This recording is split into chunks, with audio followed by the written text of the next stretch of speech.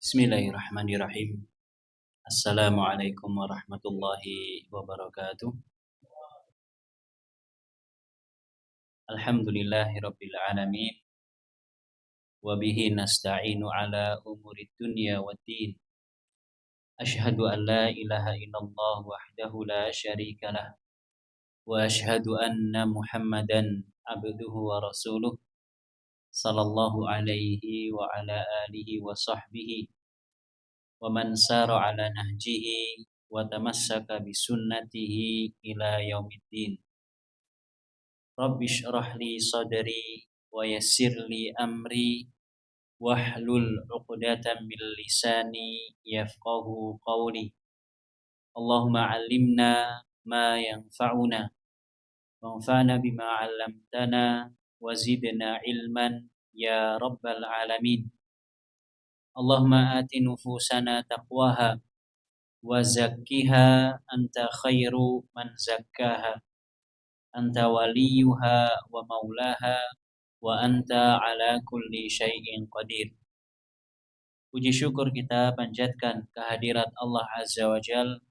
Salawat dan salam semoga senantiasa tercurahkan kepada baginda kita, junjungan kita, uswah hasanah kita, Nabi Agung Muhammad sallallahu alaihi wasallam, kepada keluarga beliau, para sahabat, serta segenap umat yang setia mengikuti jalan hidup beliau dengan baik dan benar.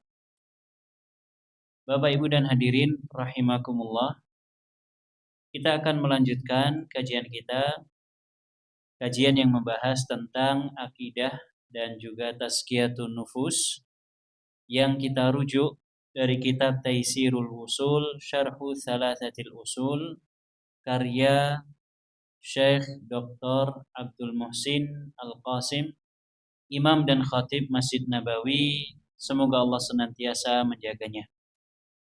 Pertemuan yang lalu kita telah membahas tentang definisi Islam, di mana Islam itu hakikatnya adalah berserah diri sepenuhnya kepada Allah Subhanahu wa taala dengan tauhid, dengan mengesahkan Allah Subhanahu wa taala dalam beribadah, di mana hal itu dibarengi dengan ketundukan serta ketaatan, kepatuhan dan ketaatan kepada Allah Subhanahu wa taala. Kemudian juga dibarengi dengan al-bara'ah, berlepas diri dari kesyirikan serta para pelakunya. Ini adalah definisi Islam. Orang yang mengaku muslim, maka dia harus mentauhidkan Allah, harus beribadah hanya kepada Allah Subhanahu wa taala dengan penuh ketundukan. Bukan ibadah yang didorong di atas keterpaksaan. Namun orang yang mengaku muslim, dia mentauhidkan Allah, mengesahkan Allah dalam ibadah dengan penuh ketundukan, kerelaan hati. Kemudian dibarengi dengan berlepas diri dari kesyirikan. Dia tidak mau melakukan kesyirikan, dia memisahkan diri dari kesyirikan, menjauhkan diri dari kesyirikan, serta para pelakunya.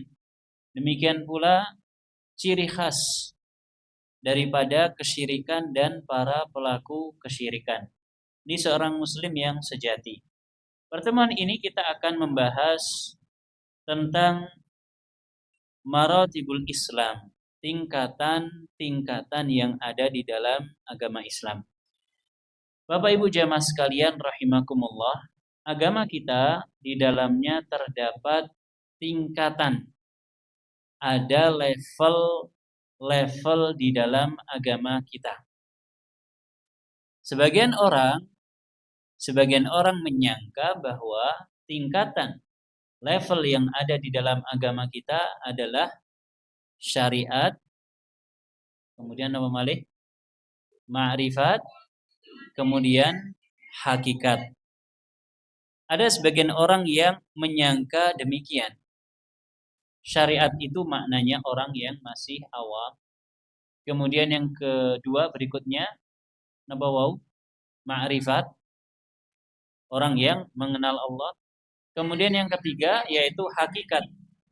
Dan yang dimaksudkan hakikat oleh sebagian orang tersebut adalah orang yang sudah menyatu dengan Allah Subhanahu wa taala. Maka ini adalah pembagian yang kurang pas atau tidak pas. Karena ternyata pembagian tingkatan level di dalam agama kita itu telah ada di dalam Al-Qur'an. Demikian pula di dalam hadis-hadis Nabi sallallahu alaihi wasallam. Lalu apa saja tingkatan level yang ada di dalam agama kita? Kata penulis, ad-dinu thalathu maratib. Agama Islam di dalamnya terdapat 3 tingkatan, 3 level. Ay manazil, 3 kedudukan.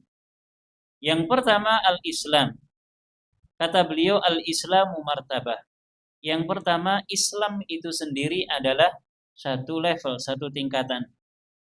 Wal imanu martabah. Yang kedua iman.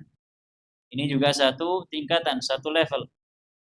Wal ihsanu martabah. Dan yang ketiga adalah ihsan. Ini adalah pembagian yang benar. Islam, iman, dan ihsan. Dari mana pembagian ini muncul? Yang pertama jelas dari Al-Quran. Al-Quran kalau kita mau mempelajari, meneliti, maka akan menunjukkan 3 pembagian ini. Yang kedua dari hadis Nabi, terutama hadis Nabi sallallahu alaihi wasallam yang diriwayatkan oleh Imam Bukhari dan Imam Muslim dari sahabat Umar bin Khattab radhiyallahu anhu, yang kemudian dikenal dengan hadis Jibril. Karena dalam hadis tersebut dikisahkan Jibril menyamar sebagai seorang laki-laki yang datang di tengah-tengah majelisnya Nabi sallallahu alaihi wasallam. Dan nanti akan ada penyebutan hadis tersebut. Penulis mengatakan, ahlu dinil Islam la yakhlu haluhum min ihda hadhil maratib. Orang Islam, orang yang memeluk agama Islam tidak akan lepas dari salah satu tingkatan level agama ini.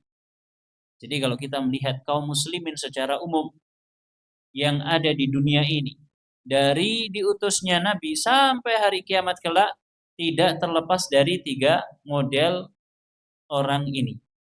3 tingkatan yang ada dalam Islam ini. Waqad yantaqilul muslimu min martabatin ila martabatin a'la minha. Dan boleh jadi seorang muslim itu berpindah dari satu level ke level yang lain. Boleh jadi seorang muslim naik level. Awalnya dia di tingkatan yang paling dasar, kemudian dia naik level ke tingkatan yang kedua. Kemudian dia naik level lagi ke tingkatan yang ketiga. Karena hanya ada 3 tingkatan. Au adna minha ala qadri ta'atihi lillah. Atau sebaliknya, boleh jadi seorang muslim dia berpindah level dari level atas turun ke level bawahnya. Sesuai dengan kadar ketaatan dia kepada Allah Subhanahu wa taala. Orang yang taat kepada Allah, maka dia bisa naik levelnya. Semakin dia taat, semakin naik levelnya. Orang yang belajar ilmu agama, maka level tingkatan Islam dia bisa naik. Seorang mu'alaf misalkan, seorang mu'alaf setelah dia mengikrarkan syahadat, kira-kira Pak, secara umum ya, bukan mu'alaf yang memang dia meneliti dulu tentang Islam sebelumnya. Secara umum mu'alaf yang kita jumpai, kira-kira dia tahu apa tentang agama Islam? Tahu apa saja? Sholat 5 waktu. Kemudian bacaan sholat kadang masih belum lancar. Puasa Ramadan. Zakat mungkin belum tahu ada zakat. Tata cara berwudu, keimanan kepada Allah Subhanahu wa taala secara umum dan kepada hari akhir, keimanan kepada Nabi Muhammad, kepada Nabi Isa secara umum. Di awal dia masuk Islam seperti itu. Kemudian dia belajar, dia duduk di majelis ilmu, belajar. Kemudian dia jadi tahu ilmu baru, tahu wawasan baru, ilmu baru. Dari ilmu tersebut bertambah imannya, bertambah keyakinannya, bertambah wawasannya. Kemudian dia wujudkan dalam amal ibadah. Yang awalnya dia misalkan sholat hanya tahu surat Al-Fatihah saja. Yang penting sholatnya sah. Sah napa mboten nek sholat gur mau surat Al-Fatihah? Sah. Ketika dia mu'alaf, pertama kali diajarkan sama yang apa istilahnya Pak, yang syahadatkan itu. Diajarkan surat Al-Fatihah, ditalkin sampai hafal. Ketika dia belajar, akhirnya dia tahu banyak surat. Bertambahlah ibadahnya. Maka orang yang semacam ini yang awalnya dia masuk Islam di level yang dasar, boleh jadi dia naik ke level yang berikutnya, level iman. Apalagi dia pelajari rukun iman, dia naik level. Bahkan bisa jadi naik level yang paling atas, yaitu level ihsan. Namun sebaliknya, na'udzubillah, orang yang lahir ceprot dalam kondisi Islam, kata sinten? Seperti siapa? Seperti jenengan atau seperti kula? Seperti kita semua, terlahir dalam keadaan Islam, tumbuh, belajar, berkembang di lingkungan Islam.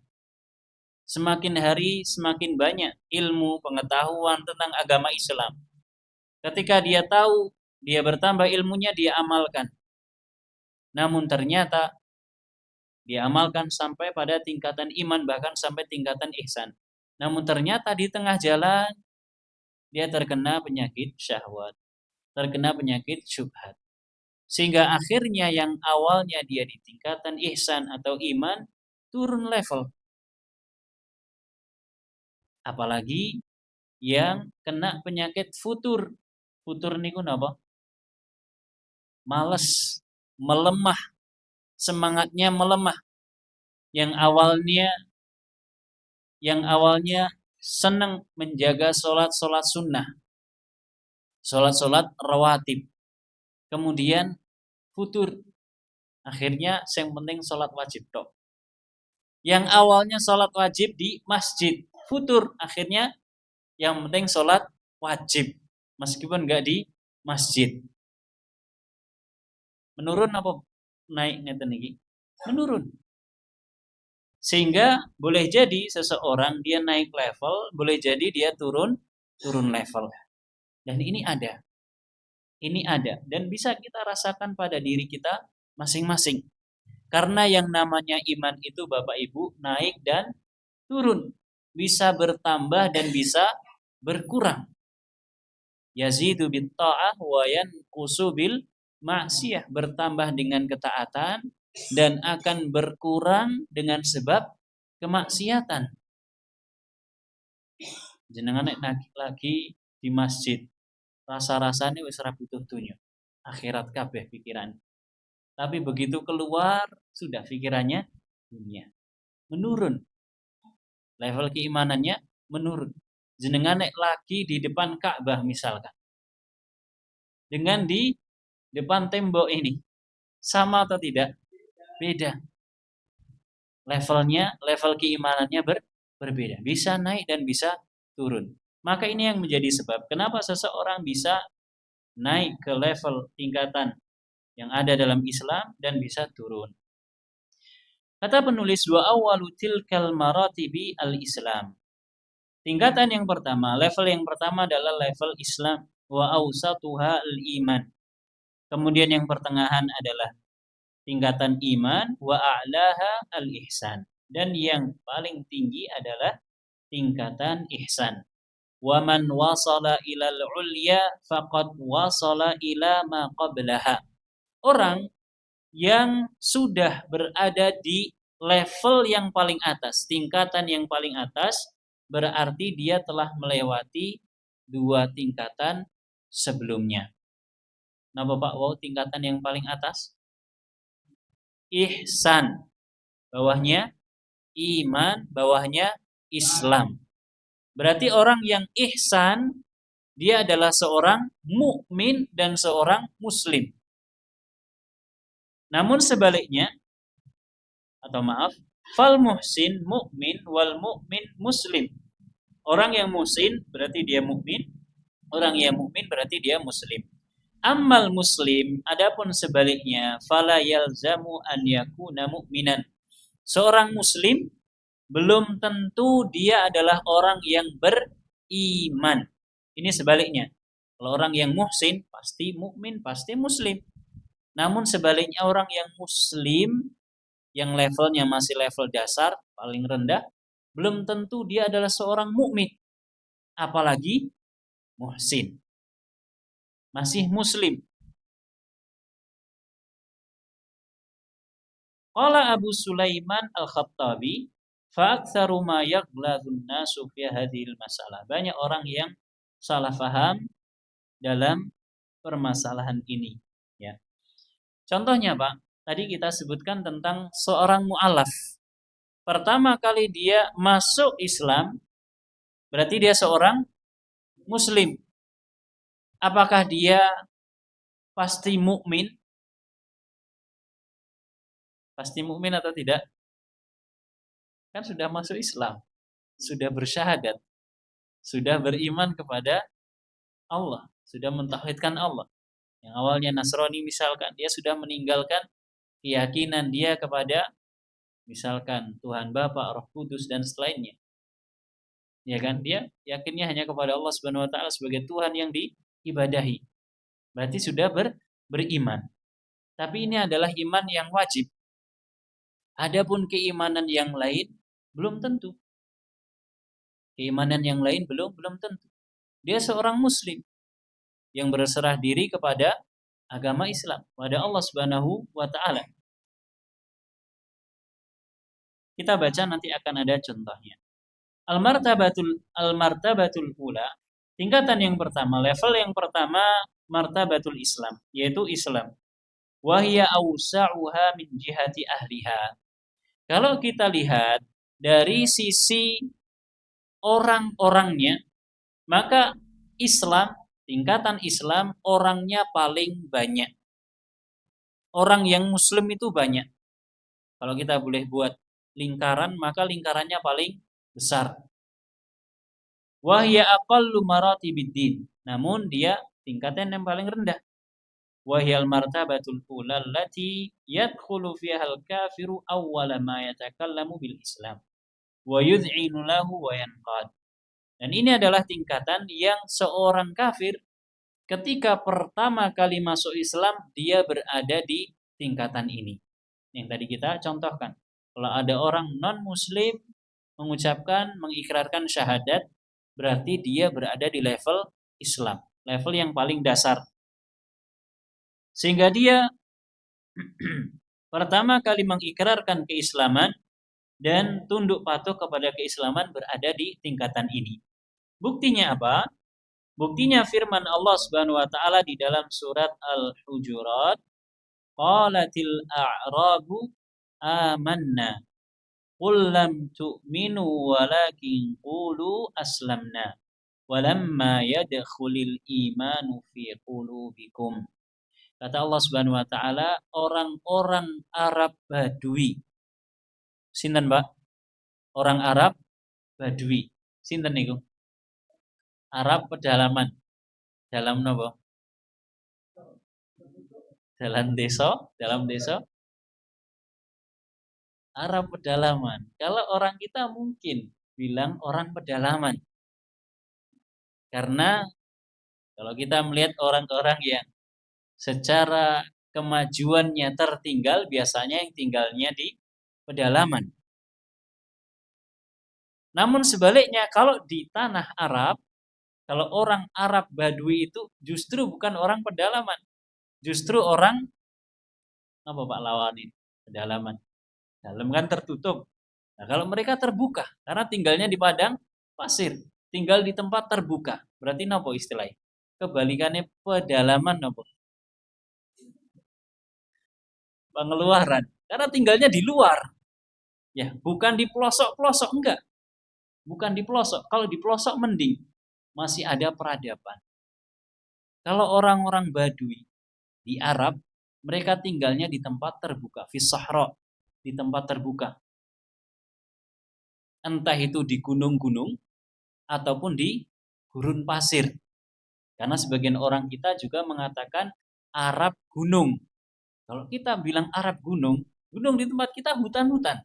Berarti tinggalnya di hutan. Memang di Arab ada hutan? Enggak ada. Hutan pasir adanya. Ya, padang pasir. Namun demikian yang kita pahami insya Allah benar. Maksudnya adalah orang-orang Arab yang jauh dari peradaban. Bukan orang-orang madani, orang-orang yang terpisah dari peradaban. Mereka mengatakan amanna, kami beriman. Jadi mereka datang kepada Nabi. Nabi kan tinggalnya di Madinah. Di perkampungan. Kalau saya bilang perkampungan nanti jenengan juga memahami tertinggal juga. Oke. Di kota Madinah. Kalau saya bilang kota Madinah, apalagi metropolitan, Madinah di kala itu masih kecil. Madinah di kala itu masih kecil. Penduduknya, penghuninya tidak banyak. Madinah di zaman Nabi itu, Pak, kota Madinah, kota Yathrib nama sebelumnya, itu hanya seukuran Masjid Nabawi yang sekarang. Kampung nopo kota? Kampung. Seukuran Masjid Nabawi sekarang. Kecil. Kalau sekarang, Madinah sekarang luas. Jadi nama provinsi. Kota-kota yang lain masuk ke dalamnya. Ya. Tapi di zaman Nabi itu kecil. Hanya seukuran Masjid Nabawi sekarang. Makanya Nabi ketika beliau malam-malam pergi ke pemakaman Baqi. Letaknya di Tenggara. Tenggara niku pundi? Mriko nggih. Letaknya di Wetan Kidul, Tenggara dari Masjid Nabawi. Malam-malam beliau pergi ke sana, dicari sama Aisyah. Gelap, gak ada penerangan, dicari. Kok Nabi pergi? Mana ini? Ternyata Nabi pergi ke makam Baqi. Ketika pulang, ya perginya kok lama? Artinya apa? Ada jarak. Ketika pulang ditanya, dari mana kau Nabi SAW? Kata Nabi, saya pusing, kemudian saya pergi ke Baqi. Ini di akhir hayat Nabi SAW. Ada jarak yang cukup jauh yang harus ditempuh. Dan Baqi sekarang tidak seperti Baqi zamannya Nabi. Ya, zamannya Nabi mungkin yang dimakamkan hanya berapa puluh orang, berapa ratus orang. Sekarang sudah berapa juta bahkan, bukan ribuan lagi. Banyak sekali. Ya kan? Sehingga Baqi yang dulunya terpisah dari Masjid Nabawi sekarang gandeng. Gandeng niku napa? ya menempel, dempetan. Orang-orang Arab Badui datang kepada Nabi Shallallahu Alaihi Wasallam, kemudian mereka mengatakan, amanna, kami telah beriman. Maka Allah Subhanahu Wa Taala memerintahkan Nabi supaya menyampaikan kepada mereka, qul lam tu'minu walakin qulu aslamna. Katakan wahai Nabi kepada mereka, kalian itu belum beriman. Yang benar, kalau kalian mau mengucapkan satu ucapan, qulu aslamna, katakan saja kami telah masuk Islam. Orang-orang Arab Badui datang kemudian mengatakan, saya telah beriman, kami telah beriman. Kata Nabi, belum, kamu belum beriman. Kamu sudah masuk Islam, iya, tapi kamu belum beriman. Kenapa demikian? Kata Allah Subhanahu wa taala, walamma yadkhulul imanu fi qulubikum. Keimanan itu belum masuk ke dalam hati kalian.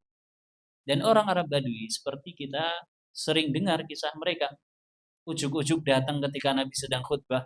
Kemudian bertanya, Nabi sedang khutbah bertanya. Nabi sedang khutbah minta didoakan. Orang Arab Badui. Terus bagaimana sikap Nabi? Dijawab atau tidak? Ini pelajarannya. Kalau orang lagi khutbah, ada audiennya, ada jamaahnya yang bertanya, maka itu boleh menjawab. Dan seorang khotib boleh mengingatkan jamaahnya. Di pojok sana gojek, kok gojek? Gojekan. Yang di sebelah pojok sana gojekan, diem. Ya. Boleh semacam itu. Semacam itu boleh. Demikian pula kalau ada yang bertanya, boleh. Ya, dan sang khatib boleh memberikan jawaban. Demikian pula kalau ada yang meminta didoakan, boleh khatib mendoakan. Dan pernah terjadi pada Nabi Sallallahu Alaihi Wasallam. Kemudian juga mereka datang lalu menarik, kenapa Pak? Seperti syal mungkin kalau di zaman kita ya, selendang Nabi Sallallahu Alaihi Wasallam sampai Nabi tercekik. Sampai para sahabat ya meminta izin kepada Nabi supaya memukuli orang Badui ini. Maka kata Nabi, jangan biarkan. Dia kayaknya butuh sesuatu. Kemudian Nabi bertanya, mau apa? Mereka memberikan jawaban yang isinya adalah permintaan. Maka Nabi pun berikan permintaan mereka, kemudian dilepaskan oleh mereka. Ini orang-orang Arab Badui. Orang-orang Arab Badui. Pertanyaannya, apakah masih ada orang Arab Badui di zaman sekarang? Kalau orang Indonesia yang Badui ada atau tidak? Ada? Di Banten. Di sini ada atau tidak? Sing pundi? Orang Badui di tanah air kita mungkin masih ada yang jauh dari peradaban atau menutup diri dari peradaban. Tidak mau mengenal peradaban. Tidak mau mengenal kemodernan. Mereka punya peradaban sendiri. Punya tata cara hidup sendiri. Masih ada. Di Arab, Allahu a'lam, setahu saya ada. Bahkan masih ada Bapak Ibu di Arab itu orang yang tidak punya kewarga negaraan. Jadi pas negaranya mengakui, nah simbah-simbahnya nggak mau daftar ke Dukcapil. Jadi mereka tidak tercatat sebagai warga negara. Dan ternyata di tanah air kita di Indonesia masih ada juga orang yang semacam itu. Ya, masih ada orang-orang yang semacam itu. Ala kulli hal, ya mereka masih ada dan bahkan mereka terkadang datang ke kota dan unik. Ya, dari penampilannya sudah mencurigakan. Ya, saya pernah ngantri di warung, dia datang kemudian unik, tingkahnya unik, kemudian perilakunya juga unik. Kemudian minta ngobrol sama saya, kemudian saya jawab, saya tanggapi. Saya tanya, kamu dari mana? Saya jauh dari sana. Dia bilang, saya jauh dari sana. Saya lihat ini jalan arahnya ke kota lain. Dia bilang jauh, berarti oh kira-kira orang yang tinggal di kemah-kemah, tinggal di tenda-tenda. Kembali ke pembahasan kita, wala yukhrijul 'abda 'anil martabatil Islam illa al-kufru billahi wasyirku al-mukhriju minal millah. Tidak ada yang mengeluarkan seorang hamba dari level Islam ini kecuali kekufuran kepada Allah Subhanahu wa taala dan juga kesyirikan yang bisa mengeluarkan dari agama Islam. Jadi kalau ada orang muslim, kita tidak boleh serampangan menghukumi, ini telah keluar dari Islam. Kenapa? Karena banyak sekali syarat-syarat yang harus terpenuhi. Jadi kita tidak bermudah-mudahan mengkafirkan. Nggak boleh, Pak. Ada orang melakukan dosa besar, kemudian kita katakan, melakukan dosa besar, kafir. Nggak. Tidak seperti itu. Orang keluar dari Islam sebabnya adalah yang pertama kekufuran. Kufur kepada Allah Subhanahu wa taala. Atau kesyirikan yang bisa mengeluarkan dari Islam. Berarti kita pahami ada kesyirikan yang tidak mengeluarkan pelakunya dari Islam. Karena syirik itu terbagi menjadi beberapa macam. Minimalnya 2 macam, syirik besar dan syirik kecil. Minimalnya 2 macam, syirik besar dan syirik kecil. Syirik besar pelakunya keluar dari Islam kalau dia tidak bertobat. Adapun syirik kecil pelakunya tidak otomatis keluar. Namun merusak amal yang dibarengi dengan syirik kecil tersebut. Kalau memang itu amal. Kalau tidak berupa amal, maka merusak keimanannya. Mengurangi kadar kualitas keimanannya. Contoh syirik kecil yang bisa merusak amal adalah riya. Orang yang bersedekah, kemudian ada orang yang lihat. Kemudian, nah ini saya lagi sedekah dalam hati, supaya dilihat. Ini riya, contoh sederhananya. Dia sedang beramal, maka rusaklah amal tersebut.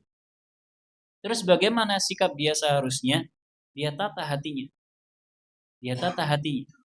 Kalau kita bisa beramal Bapak Ibu dengan amalan yang bisa kita sembunyikan, itu lebih baik. Amalan yang kita sembunyikan itu lebih baik. Contoh yang lain dari syirik kecil yaitu adalah bersumpah dengan nama selain Allah Subhanahu wa taala. Bersumpah misalkan atas nama jabatan. Boleh atau tidak? Tidak boleh. Bersumpah atas nama orang tuanya tidak boleh. Bahkan bersumpah atas nama Nabi Muhammad SAW juga tidak boleh. Bersumpah atas nama Ka'bah juga tidak boleh. Kenapa? Karena sumpah itu harus atas nama Allah Subhanahu wa taala. Maka orang yang bersumpah dengan nama selain Allah, dia telah melakukan syirik kecil. Apakah merusak amalan? Nah, amalan apa di sini? Tidak. Namun mempengaruhi kadar kualitas keimanannya. Wal martabatu tsaniyah, tingkatan yang kedua, hiya martabatul iman. Yaitu adalah tingkatan level iman. Wa hiya allati tali martabatal islami fil ulu. Ini adalah martabat atau tingkatan yang ada di atas tingkatan Islam. Jadi Islam iman. Wa hiya adyaqu min martabatil Islam min jihati ahliha. Orang-orangnya lebih sedikit dibandingkan orang yang ada pada level Islam. Kalau kita tadi contohkan, kita buat lingkaran yang besar, maka Islam itu adalah lingkaran yang besar. Di dalamnya ada lingkaran yang lebih kecil, yaitu iman, tingkatan iman. Maka orang-orangnya lebih sedikit. Fadairatul Islam awsa'u min dairatil iman min jihati ahliha, kama anna dairatul iman awsa'u min dairatil Islam. Orang-orang yang berada di tingkat iman, level iman lebih sedikit. Jadi kalau Islam besar, nanti di dalamnya ada orang-orang yang lebih khusus, yaitu orang-orang yang berada di level iman. Sehingga setiap mukmin, setiap orang yang beriman pasti dia seorang muslim. Namun sebaliknya tidak semua muslim itu mukmin. Tidak semua muslim itu mukmin. Kalau kita lihat contoh sederhananya, orang yang seliweran, perempuan misalkan nggak pakai jilbab, muslim atau tidak? Muslim. Muslim. Ditanya sholat nggak? Ya, kadang sholat, kadang nggak, bolong-bolong. Dia berada di tingkatan Islam. Berada di tingkatan Islam. Tidak sampai tingkatan iman. Maka setiap mukmin pasti muslim. Sebaliknya orang yang, contoh lagi perempuan yang pakai jilbab sempurna, kemudian menjaga sholat waktu, ikut taklim, dan seterusnya. Keimanan ada di dalam hatinya, tumbuh. Dia adalah seorang mukminah, seorang mukmin dan seorang muslim. Sehingga seorang mukmin pasti muslim. Sebaliknya, seorang muslim belum tentu dia adalah seorang mukmin. Makanya Bapak Ibu jangan heran kalau ada orang yang ngakune muslim tapi ora sholat. Ini masih perkara sholat. Belum perkara-perkara yang lainnya. Orang ngaku muslim tapi enggak puasa. Poso-poso ya. Ngombe biasa. Udut biasa. Apa malih? Madang nggih biasa. Ya, muslim. Lah kok madang? Pernah satu kejadian, Pak. Ketika itu saya Jumatan, istri saya nitip, "Mas nanti kalau pulang minta belikan makanan." Karena istri saya tidak puasa kala itu. Warungnya buka alhamdulillah, tapi ditutup pakai hijab, pakai sitar. Masuk. Kemudian ngantri.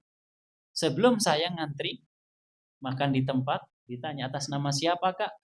Atas nama Ahmad. Makan di tempat. Kemudian giliran saya atas nama siapa? Atas nama saya. Take away, bawa pulang. Kalaupun saya tidak puasa mending, saya tidak ketahuan orang banyak, ya kan? Tapi waktu itu saya puasa tentunya karena membelikan istri. Cuman ini orang namanya Ahmad, gak puasa. Habis Jumatan saya belinya, gak puasa. Kurang apa, Pak? Namanya Ahmad. Bagusan Roni atau Ahmad? Bagusan Ahmad. Sak nemen nih. Saya dalam hati kalau bisa kita tukaran nama, Mas. Kita tukaran nama saja. Ya, sangat sayang sekali namanya Ahmad tapi tidak puasa Ramadan. Ya, Ramadan kemarin itu. Saya kemudian dalam hati ya husnudzon. Mungkin masnya ini seorang musafir. Sudah beres urusan.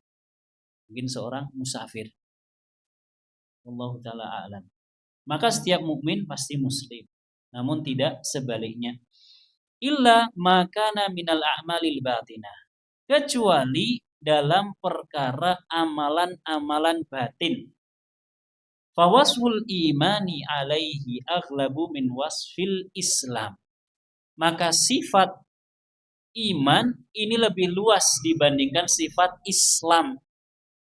Maksudnya bagaimana? Setiap muslim itu pasti ada keimanan di dalam hatinya. Dan berbeda-beda, bermacam-macam. Satu orang dengan yang lain. Boleh jadi dia masih di level Islam. Boleh jadi dia di level Islam. Tapi keimanannya kuat. Keimanannya tinggi. Pengetahuan dia, ilmu dia tentang masalah-masalah iman banyak. Maka dia naik dalam hal ini ke level iman. Boleh jadi yang satu lagi, dia seorang muslim. Tapi keimanannya sedikit. Sehingga iman dalam masalah sifat yang ada di dalam hati lebih luas jangkauannya, cakupannya lebih luas. Ya, wallahu taala a'lam. Wa ma kana minal a'mali diniyah adh-dhahirah kasyahadataini was-shalah wa anwa'il ibadat allati tadhharu wa yattali'u 'alaiha an-nas fa wasful islami 'alaiha aghlabu min wasfil iman. Amalan-amalan yang sifatnya nampak seperti syahadat, sholat, dan jenis-jenis ibadah yang lain yang bisa nampak dan bisa dilihat oleh orang lain, maka dalam masalah ini level Islam lebih luas. Level Islam lebih luas. Wal Islamu wal imanu mutalaziman. Islam dan iman itu adalah dua hal yang saling berkaitan. Islam dan iman adalah dua hal yang saling berkaitan. Fala budda fil islami min imanin yusahihuhu. Orang yang berada di level Islam, maka mau tidak mau dia harus punya keimanan yang menjadi pembenar Islam dia. Dari contoh yang tadi kita sebutkan, seorang non-muslim yang masuk Islam, mengikrarkan syahadat. Apakah dia hanya ikrar syahadat, asyhadu alla ilaha illallah wa asyhadu anna muhammadan rasulullah saja, tanpa dia tahu makna dari syahadat tersebut? Apakah seperti itu? Jawabannya tentu tidak. Ya kecuali kalau dia masuk Islam, yang penting melebu Islam, bisa untuk ijaban, ya beda lagi. Tapi kalau memang dia benar-benar ingin masuk Islam, maka kadar keimanan minimal itu harus ada. Ketika dia akan syahadat, dia tahu apa konsekuensi dari syahadat yang dia ucapkan. Konsekuensinya, dia mengakui bahwasanya Allah adalah Tuhan satu-satunya yang menciptakan alam semesta ini, memelihara, memberi rizki, dan satu-satunya yang harus dia ibadahi setelah dia bersyahadat. Maka kalau dia sebelumnya beribadah kepada Tuhan-Tuhan selain Allah, dia harus tinggalkan. Ini kadar keimanan minimal. Dia mengikrarkan syahadat Muhammad Rasulullah, dia harus tahu bahwa dia harus mengikuti petunjuk syariat Rasulullah Muhammad Sallallahu Alaihi Wasallam. Dia mengimani bahwa Muhammad adalah utusan Allah. Misalkan dia sebelumnya orang Nasrani.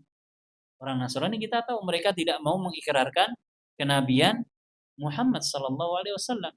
Demikian pula orang-orang Yahudi tidak mau mengikrarkan kenabian Nabi Muhammad Sallallahu Alaihi Wasallam. Konsekuensi kalau dia bersyahadat mengikrarkan syahadat Islam, berarti dia harus mengikuti Nabi Muhammad Sallallahu Alaihi Wasallam. Ini kadar minimal keimanan yang bisa menjadi pembenar keislamannya, harus ada. Maka meskipun seseorang berada di level Islam, ada keimanan yang harus ada dalam dadanya. Wala budda fil imani min islamin yusaddiquhu. Sampai akhir paragraf ini insyaallah. Sebaliknya, orang yang beriman, orang yang berada di level iman, maka harus ada kadar keislaman berupa amal-amal, berupa amalan-amalan yang lahiriah yang membenarkan keimanannya. Contohnya nih Pak, kita terakhir dalam keadaan Islam, alhamdulillah. Kemudian kita mengatakan saya itu seorang mukmin. Ini aku ya wong beriman. Maka kita harus pastikan mana buktimu kalau kamu adalah seorang mukmin. Orang yang beriman, dia harus membuktikan keimanannya dengan amal soleh, dengan amal lahiriah, amalan-amalan yang zahir. Yang mana amalan zahir ini sejatinya dia bagian dari Islam. Karena iman, permasalahan yang ada dalam iman, amalannya adalah amalan batin. Kalau ada amalan zahir, ini adalah menjadi amalan yang menjadi pembenar keimanannya dan merupakan bagian dari Islam. Qala Ibnu Abi Syaibah, la yakunul Islamu illa bi iman, wala imana illa bi Islam. Tidak mungkin seseorang itu menjadi seorang muslim berada di level Islam kecuali harus ada keimanan. Sebaliknya, tidak mungkin pula keimanan seseorang berada di level iman kecuali dia harus buktikan dengan amalan-amalan Islam, amalan-amalan yang sifatnya lahiriah. Wallahu taala a'lamu bissawab.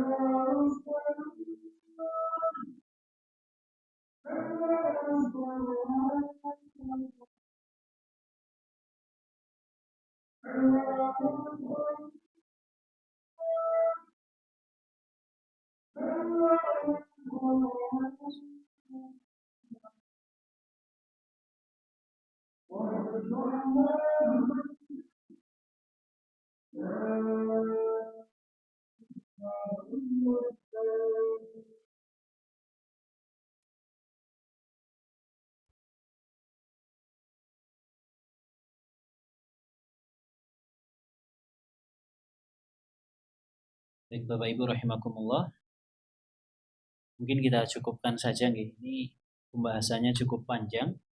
Kalau kita paksakan menjelang iqamat, saya kira terlalu sempit waktunya. Insya Allah kita lanjutkan di pertemuan yang mendatang. Insyaallah taala. Wallahu taala a'lamu bissawab. Kita akhiri wassallallahu ala nabiyyina Muhammad wa ala alihi wa sahbihi wa sallama tasliman katsira. Subhanakallahumma wa bihamdika asyhadu an la ilaha illa anta astaghfiruka wa atubu ilaik. Wassalamualaikum warahmatullahi wabarakatuh.